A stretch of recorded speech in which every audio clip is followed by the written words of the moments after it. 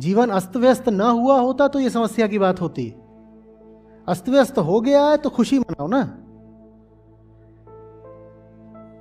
कोई पुरानी चीज है जो यूं ही पड़ी हुई है, जंगल से उठाकर हम उसको ले आए और अभी भी जिंदगी में मौजूद है, उसको सहेज के रखने में लाभ क्या है? हाँ, ये अलग बात है कि चूंकि वो पुरानी है इसलिए उससे आसक्ति है। जो चीज जितनी पुरानी होगी उससे मोह बैठ जाता है ना, वो आदतों में शुमार हो जाती है। आदमी उसको पकड़ कर रखता है, जब वो चीज जाने लगती है तो दो आंसू तो टपकते ही है, खलबली बहुत मचती है।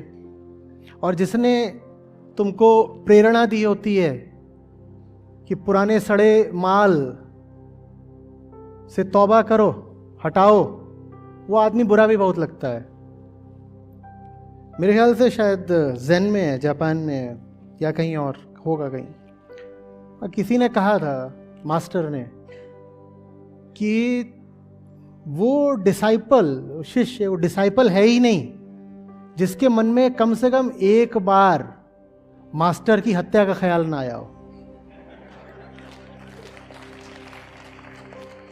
क्योंकि अगर तुम पर सही में काम हो रहा है तो वो जो काम है ना, जो तुम पर हो रहा है, वो सर्जरी जैसा है, शल्य क्रिया, जिसमें सीधे दिल पर छुरी चलाई जाती है।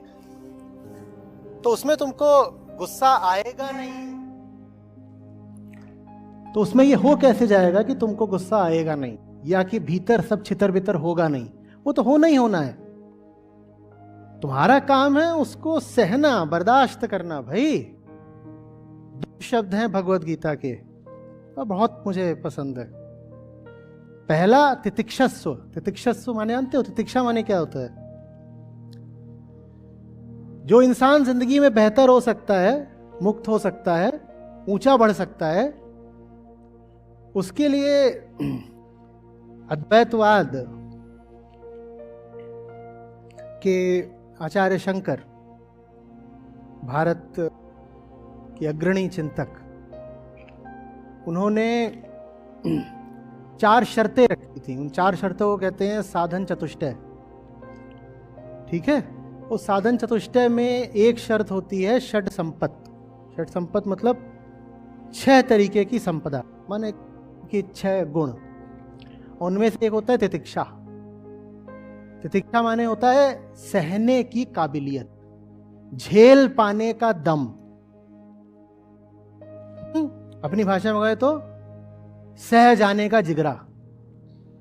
जिसके पास वो नहीं है उसके लिए मैं कह रहा हूं जीवन ही नहीं है, मुक्ति तो बहुत दूर की बात है। ऐसा इंसान क्या जिएगा? और जो दूसरा शब्द है गीता का, जो मुझे बहुत पसंद है, और ये दोनों एक साथ चलते हैं। पहला हमने कहा तितिक्षस्व, दूसरा युद्धस्व। भिड़े रहो, पीछे नहीं हटना है, पीछे नहीं हटना है। और इसीलिए गीता का इतना महत्व और इतना ऊंचा स्थान है। नहीं तो अब वेदांत के साथी हूं, पूरा उसी में आप्लावित हूं। मैं जानता हूं कि अगर बिल्कुल दर्शन के तल पर शुद्धता की बात करोगे तो गीता से आगे भी 2-4 ग्रंथ हैं। अष्टावक्र गीता मेरे साथ है, उसको मैं जानता हूं। अगर बिल्कुल सिर्फ शुद्धता की बात करनी तो अष्टावक्र आगे है। लेकिन फिर भी गीता बहुत ऊंची है। इसलिए ऊंची है क्योंकि उसमें जो बात कही जा रही है ना, वो इंसान से, इंसान के जीवन के संदर्भ में और जीवन की रणभूमि पर कही जा रही है। और कहा जा रहा है खून बहाओ, खून बहाओ, वो भी किसका? अपना ही खून बहाओ। हम कि भाई का खून तो मेरा ही खून है, या बाप कहता है बेटे का खून मेरा खून है। तो अर्जुन से कहा जा रहा है अपना ही खून बहाओ, क्योंकि वो जितने हैं सामने वो भी सब तुम्हारा ही तो खून है। और तुम्हारा अपना जो खून बहेगा वो तो है ही तुम्हारा। खून बहाने का दम नहीं तो इंसान कहलाने की कोशिश क्यों? एक खून होता है जो शरीर से बहता है, वो बहाने की भी जो नौबत आए तो पीछे नहीं हटना चाहिए, तितिक्षस्व। और एक खून होता है जो मन के टूटने पर बहता है, उससे भी पीछे नहीं हटना चाहिए। धर्म युद्ध है अगर, तो पीछे हटने का सवाल नहीं पैदा होता ना। सारी गीता ही यही है। अर्जुन कह रहे हैं मैं नहीं लड़ सकता भाई, मुझे जाने दीजिए। तो कह रहे हैं धर्म युद्ध है, तुम पीछे हट नहीं सकते, जाने का क्या सवाल है? कहीं नहीं जाना है, लड़ो। चोट बहुत लगेगी, मर भी सकते हो, अपनों को मारना है, अपने लिए नहीं लड़ो, निष्काम युद्ध करो। कि जितना आगे बढ़ोगे चोट उतनी गहरी पड़ेगी, और चोट तब तक पड़ती रहेगी जब तक चोट खाने वाला ही मिट ना जाए। और यही लक्ष्य है पूरे आत्मज्ञान का। ये जो बैठा है ना भीतर, जो बात बात पे चोट खाता रहता है, अरे आई गॉट हर्ट, ऑफेंडेड हो गए। आप में भी बहुत लोग होंगे ना जब बहुत जल्दी से चोट लग जाती होगी, मार्क्स अच्छे नहीं आए चोट लग गई, किसी ने कुछ बोल दिया बुरा लग गया, ये सब होता है ना। या बहुत जल्दी खुश हो जाते होंगे, किसी ने तारीफ कर दी प्रसन्न हो गए।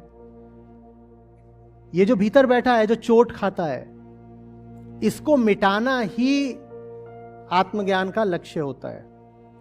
चोट लगनी ही बंद हो जाए, ऐसे हो जाओ तुम कि चोट का पता ही न लगे। तुम कहो चोट जिसको लगती होगी, जो मेरा काम है वो मैं करूंगा ना, यही जिंदगी है। अगर ऐसे हो जिसको दुनिया चोट दे सकती है, अतीत चोट दे सकता है, परिस्थितियां चोट दे सकती हैं, तो ये सब मिलके तुमको गुलाम भी तो बनाएंगे ना।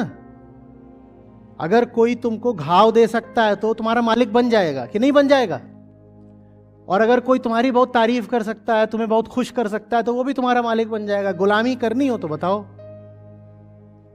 हाँ, चोट खाते चलो और झेलते चलो। जितना झेलोगे उतना ज्यादा चोट खाने वाले को ये संदेश दे रहे हो कि मैं तेरी परवाह नहीं करता, तुझे चोट लग भी रही है तो भी मैं अपना काम करूंगा। और जितना तुम उसकी परवाह कम करोगे उतना वो मिटता जाएगा, जितना वो मिटता जाएगा उतना मौत पीछे हटती जाएगी और जिंदगी शुरू होती जाएगी।